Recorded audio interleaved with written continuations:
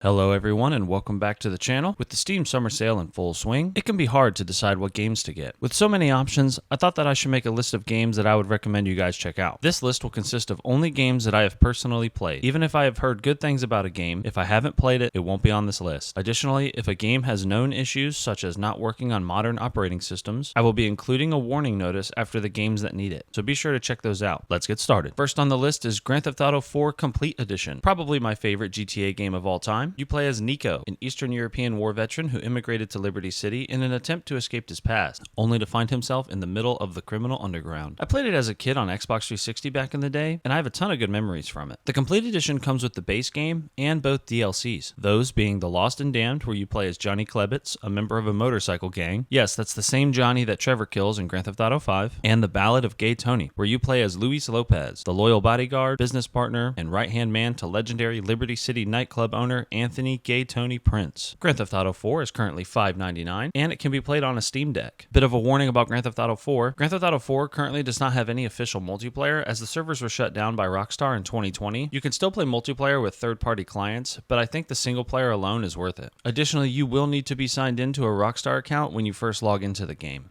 Next, we have Arma Reforger. If you're looking for a game to scratch that tactical itch, then look no further. Arma Reforger is a game that I personally play in my off time almost every day. You can play just about any way you want. Want to be in the infantry? Go ahead. Want to fly? Do it. Want to be a mortarman? Yep, it's got that too. Want to drive a supply truck to support your team? Yeah, sure, that's cool too. Arma Reforger is currently $27.99. Next is Over the Top World War I. If you ever played the Napoleonic Wars mod for Mount and Blade Warband back in the day, this game is developed by the same people, Flying Squirrel Entertainment. This game came out earlier this year in early March. It's a 200-player World War I game that features fully destructible environments, vehicles, and hilarious proximity chat. This is definitely more of a casual Battlefield type of game. You will notice some visual bugs like glitched ragdolls, but nothing game-breaking. It's a good game if you want to turn your brain off, get some kills, and maybe dig some trenches. Over the Top World War I is currently $12.82. Next is Hold Fast Nations at War. Similar to Over the Top World War I, this game takes place during the Napoleonic era and includes a World War I mode. Hold Fast has large-scale battles with over 150 players per server. The game also utilizes proximity chat, which at times can be pretty wild. Recently, Hold Fast received its American Revolution update, so if you've ever wanted to shoot some redcoats like Mel Gibson in The Patriot, now's your chance. Hold Fast is currently $9.99. Next we have Call to Arms Gates of Hell Ostfront. Gates of Hell is a realistic, real-time strategy game. In the base game, you can play as either Germany or the Soviets. This isn't just a normal Clickfest RTS game, however. In Gates of Hell, you have to manage the inventory of every single soldier and vehicle. Additionally, with the click of a button, you can control any unit on the battlefield, turning the game into a third-person shooter instantly. This game does have multiplayer, but I personally have never tried. I usually just stick to skirmishing the AI, and if you raise the difficulty, this can be challenging enough. Featuring destructible environments and realistic ballistics, Call to Arms Gates of Hell Ostfront is currently $8.74. Now we have Left 4 Dead 2. Left 4 Dead 2 is a co-op action horror FPS game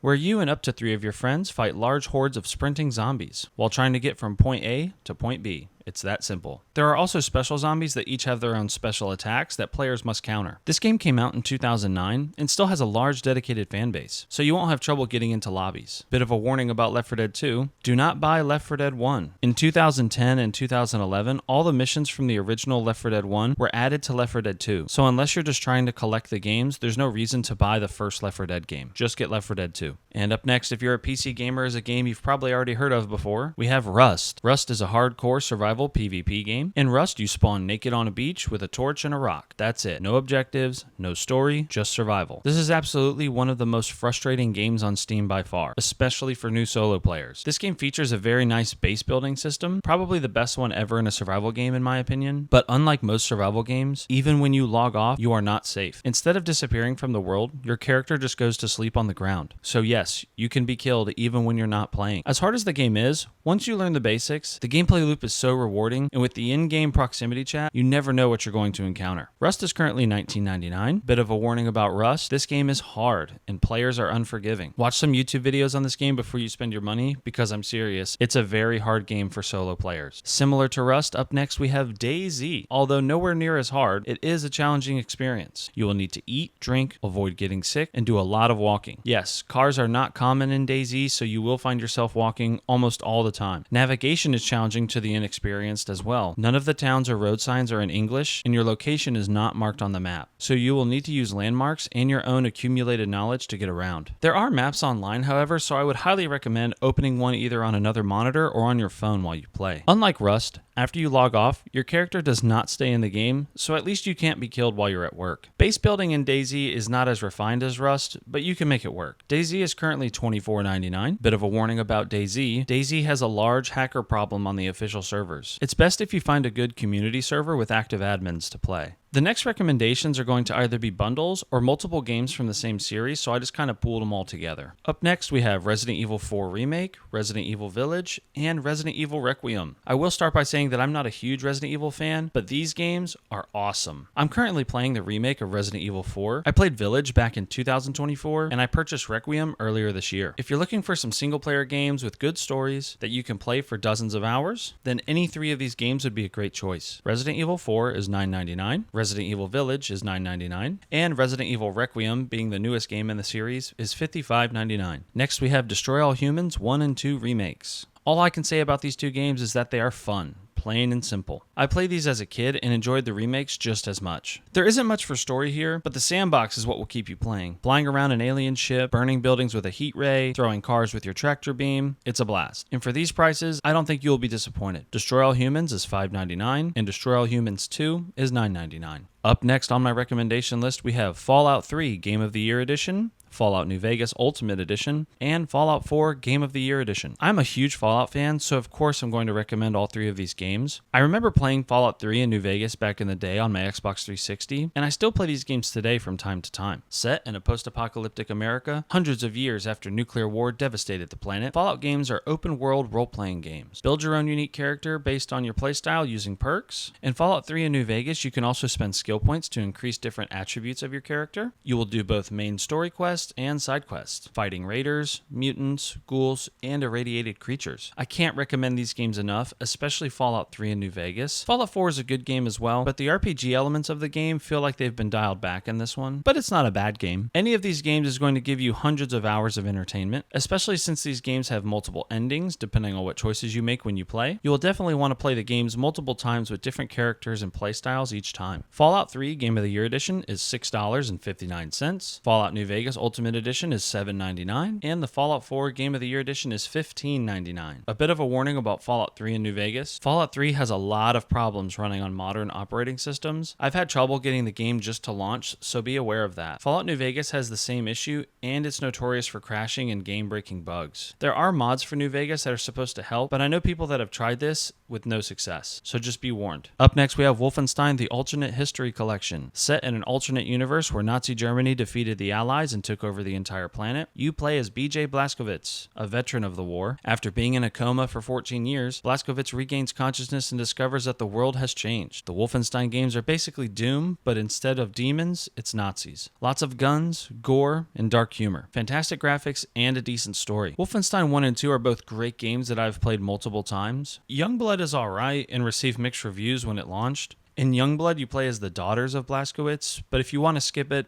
you're not missing out. The Old Blood is a prequel to Wolfenstein: The New Order. I never beat it, but from what I did play, it was fun. The Wolfenstein Alternate History Collection is currently $15.08. Now we have the Dead Rising Triple Pack. Dead Rising is a semi-open world action-adventure zombie game. I recommend you get the triple pack, mostly because I think you should play the original Dead Rising and Dead Rising 2 off the record. In those games, you play as Frank West, a photographer who's made it his mission to record the ongoing zombie outbreak. The big appeal of these games is the ability to craft a ton of different weapons and use them to fight the zombie horde. These games have multiple endings, giving them a high degree of replayability. The triple pack also includes Dead Rising 2. You play as Chuck Green, who gets caught in the middle of an outbreak during the taping of a reality show in the fictional Las Vegas-esque Fortune City. Dead Rising 2 is cool, but off the record basically swaps Chuck Green for Frank West, and it's just a better game. The Dead Rising triple pack is $15.97. Next, we have the Portal Bundle. Portal and Portal 2 are narrative puzzle games. Set deep underground the Aperture Science Enrichment Center, you will complete puzzles with your trusty portal gun, which allows you to create portals you can walk and throw things through. There aren't any guns or traditional combat in these games, though you will have to avoid the occasional automated turret. These games are rich in story and lore, and Portal 2 features a dedicated co-op mode. So if you're looking to buy a game for yourself and a buddy, Portal 2 is a great option. You can buy the Portal Bundle for $2.98. Up next, we have the Fear Collection. Fear stands for First Encounter Assault Recon, an Army Special Forces unit tasked with combating paranormal threats to national security. The main antagonist of the game is Alma, basically a ghost seeking revenge against the Armacam Technology Corporation. They experimented on her while she was alive to try and profit from her psychic powers. Well, now she's back and she's pissed. Definitely the best part of this bundle are the first and second games. The second game is absolutely my favorite in the series. The games do feature jump scares, but it relies much more heavily on psychological dread and environmental tension. I played these games as a kid and I was terrified. I highly recommend the Fear Collection. You can get the Fear Collection for $8.24. And finally, to round out the list, I recommend any Call of Duty game up to Call of Duty Ghost, with the exception of Modern Warfare 2019. I am solely recommending these games based off of the single player alone. The multiplayers are great, but most of them, with the exception of a few, no longer have multiplayer. And some of the ones that do have multiplayer are not considered safe for PC players. But if you're going off the campaign alone,